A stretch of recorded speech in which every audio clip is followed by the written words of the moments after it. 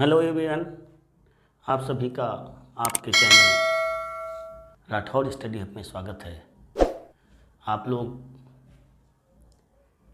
हमारे वीडियो लगातार देखते रहते हैं और उससे बहुत कुछ सीखते होंगे, और बीच में अंतराल होने के बाद भी आप हमारे चैनल से लगातार जुड़े रहते हैं। इसके लिए हम सभी को बहुत बहुत धन्यवाद देते हैं।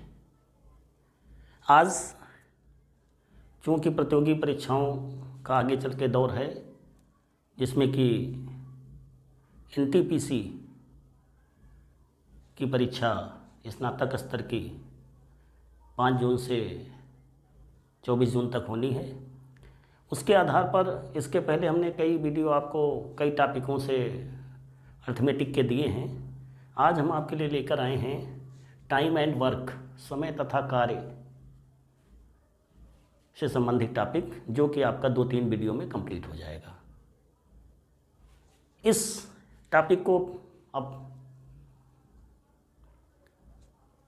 स्टार्ट करते हैं।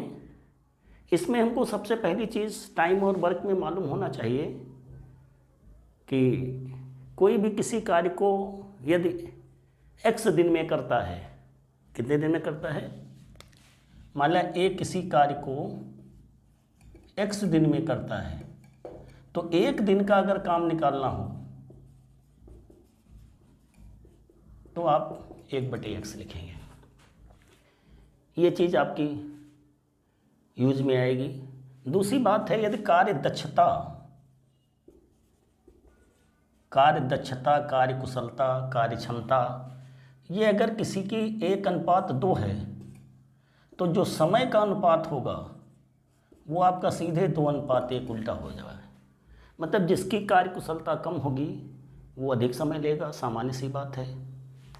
काम करने वाले काम करते हैं, काम करते समय जो तेज़ काम करता है या कार्य कुशल है, जिसकी दक्षता या वर्किंग एफिशिएंसी अधिक है, वो उस कार्य को शीघ्र कर लेगा, मीन्स समय उसमें कम लगेगा। और जो कम कार्य कुशल है उसको समय अधिक लगेगा। तीसरी बात, एलसीएम की जरूरत पड़ेगी। हम जब आगे क्वेश्चनों को करेंगे, अगले वीडियो में ध्यान देंगे इस बात का कि एलसीएम की जरूरत पड़ेगी, जिसको हम बहुत विधिवत बता चुके हैं। यहाँ पर आज हम शुरुआत कर रहे हैं, कुछ क्वेश्चंस हमने लिए हैं टॉपिक के शुरुआत में, जिसमें कोई भी व्यक्ति या कोई मजदूर या कोई पुरुष या कोई महिला किसी काम को करती है दिनों में, करते हैं दिनों में, कितने घंटे काम करते हैं, पूरा काम करते हैं कि कुछ परसेंटेज में काम करते हैं, कितने पुरुष महिलाएं काम कर रहे हैं, ये सब चीज़ें आपके प्रश्नों में आती हैं। इसका यह कि बहुत ही अच्छा सूत्र है, जिसके प्रयोग में ये सभी चारों क्वेश्चन बड़ी आसानी से कैलकुलेट हो जाएंगे। इसमें हम आपको ये भी समझा देंगे कब किस उस सूत्र से कितने भाग का हम प्रयोग करेंगे, कब पूरे का करेंगे। इसके लिए हमने ये चारों प्रश्न, इसके अलावा कोई प्रश्न आपका अलग से नहीं आएगा। ये प्रतियोगी परीक्षाओं में प्रायः अधिक पूछे जाते हैं इस टाइप के प्रश्न। तो इससे संबंधित है आपका, जैसे मैन पावर हुई, पुरुष हो या महिला हो, एम,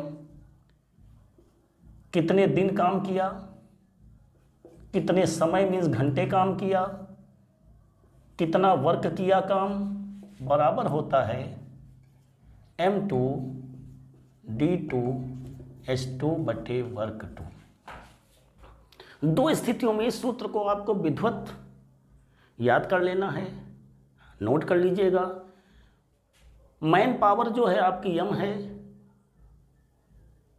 वर्क करने वाले कितनी संख्या में लोग हैं, मैन हैं, वुमेन हैं, बच्चे हैं, लड़के हैं, लड़कियां, जो भी हों, कितने दिन काम किए, प्रतिदिन कितने घंटे काम किए, कितना वर्क किए, एक वर्क किए कि कुछ परसेंटेज में किए।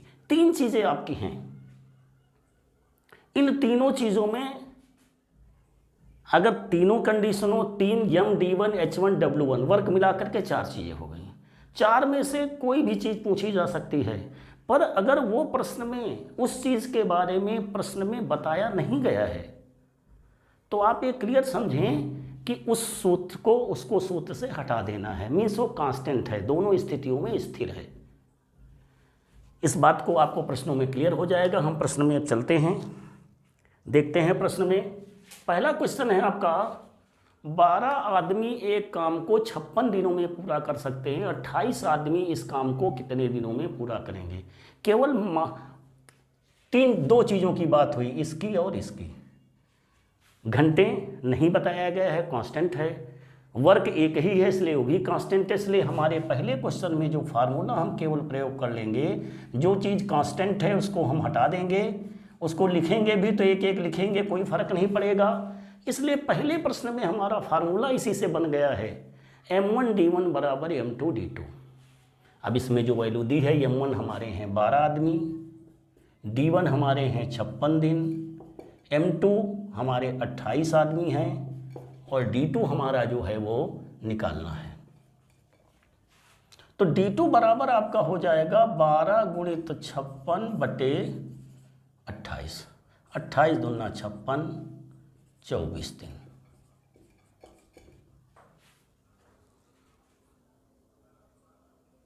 इस तरह से आपका 12 आदमी 56 दिनों में काम करते थे, तो जब आदमियों की संख्या बढ़ गई तो समय आपका कम हो गया। 28 जब आपके आदमी हो गए तो दिन आपके कम हो गए। आदमियों की संख्या बढ़ेगी तो कम दिनों में काम हो जाएगा। ये पहली बात है। अब इसमें ध्यान देने की बात है कि हमने H और W का उपयोग नहीं किया है, क्योंकि यहाँ पर दोनों स्थितियों में कांस्टेंट है। प्रश्न में वो चीज़ अगर नहीं दी जाती है तो आप उसको नियत मानेंगे, इसलिए उसको सूत्र से हटा देंगे तो आपके लिए इजी रहेगा, क्योंकि हमें वहाँ पे आंसर देना है। क्लियर आंसर हमारा हो जाएगा। ये रहा आपका पहला क्वेश्चन।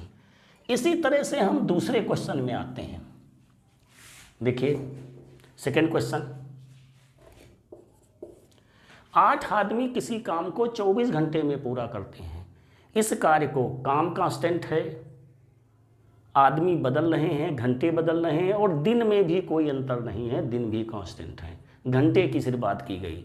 इसका मतलब इसमें हम फार्मूला लगा देंगे, m1h1 बराबर m2h2। m1 हमारा है 8 आदमी, 24 घंटे काम करता है। m2 हमारा है 12 आदमी, कितने घंटे काम करेगा, कितने घंटे में काम करेगा, तो 8 गुणित 24 बटे 12, 12 दूनी 24, 16 घंटे। सबकी बात समझ में आ रही होगी। मेन फार्मूला हमारा है m1d1h1 बटे w1।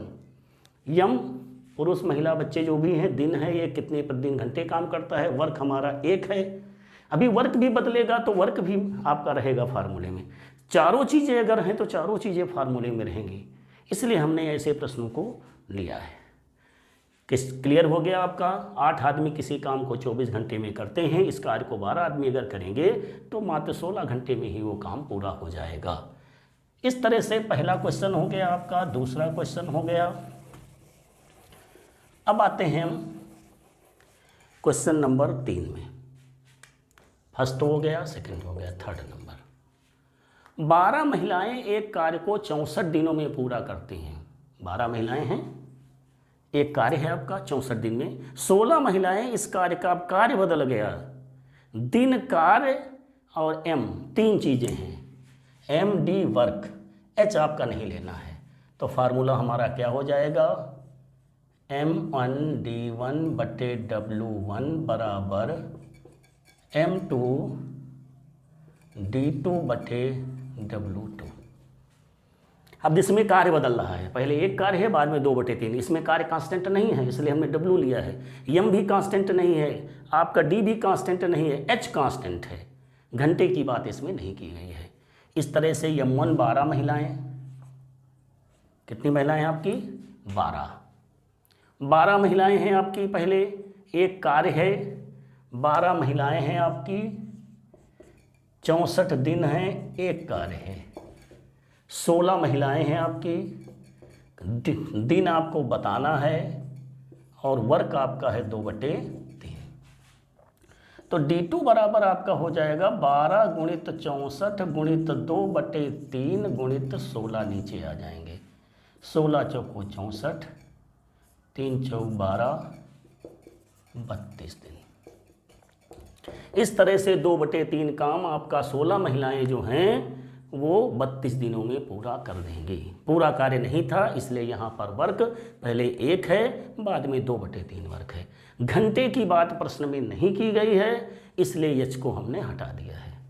फार्मूला एक यूज कर रहे हैं इसीलिए हमने इस तरह से 4 प्रश्न लिए जिससे आपको क्लियर हो जाए किसी भी प्रतियोगी परीक्षा में चाहे जैसा प्रश्न आए आपको कोई समस्या न पड़े। इसी तरह टॉपिक वाइज हम 3 वीडियो में आपको पूरा क्लियर कर देंगे। अब चौथा और अंतिम क्वेश्चन है,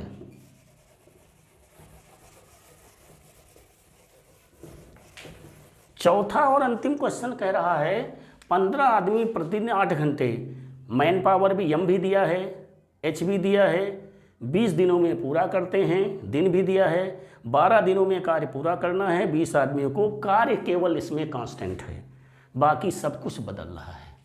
तो फार्मूला हमारा क्या हो जाएगा, M1D1H1। कार्य कांस्टेंट है इसलिए वर्क लेने की जरूरत नहीं, बराबर M2D2H2। कार्य पहले भी 1 है, कार्य बाद में भी, दोनों स्थितियों में 1 है इसलिए W1 लेने की W2 लेने की जरूरत नहीं, लेंगे भी तो 1-1 लेंगे, कोई फर्क नहीं पड़ेगा। अब इसमें रख लेंगे 15 आदमी 8 घंटे प्रतिदिन 20 दिनों में करते हैं, 20 दिनों में 8 घंटे प्रतिदिन काम करके पूरा करते हैं। आपको बताना है 20 आदमी हैं, प्रतिदिन कितने घंटे कार्य करेंगे, 12 दिनों में करते हैं, प्रतिदिन कितने घंटे काम करेंगे, H2 आपको कैलकुलेट करना है। क्लियर? H2 आपका आ जाएगा 15 × 20 × 8 बटे 20 × 12, 75 आपको मन में होगा। जिस चीज़ को निकालना है बाकी अंकों को दूसरी तरफ ले जाते हैं तो प्लस माइनस में हो जाता है, माइनस प्लस में, गुणा भाग में, भाग गुणा में। क्लियर? इस तरह से 20 से 20 कट जाएंगे आपके, 4 दूनी 8, 4 तीन 12, 3 पछे 15 बराबर 10 घंटे। इसका मतलब 10 घंटे प्रतिदिन काम करके 20 आदमी 12 दिनों में कार्य को पूरा कर देंगे। इसके अलावा कोई भी ऐसा प्रश्न नहीं है जो आपका बने और आपकी प्रतियोगी परीक्षाओं में आए जो इस फार्मूले से कैलकुलेट होता है। अगले वीडियो में आपको हम कार्य क्षमता और कार्य दक्षता संबंधी प्रश्न बताएंगे जैसे पूरे कंपटीशनों में आते हैं, इसलिए आप इस वीडियो से विधिवत समझ लीजिए और अगले वीडियो में आपको और क्लियर हो जाएगा। जो क्वेश्चन इससे थोड़े कठिन होंगे, लगातार आप हमारे वीडियो से जुड़े रहते हैं, बहुत खुशी होती है हमें। इसी तरह आप हमारे वीडियो को लगातार लाइक शेयर सब्सक्राइब करते रहिए। थैंक यू, धन्यवाद।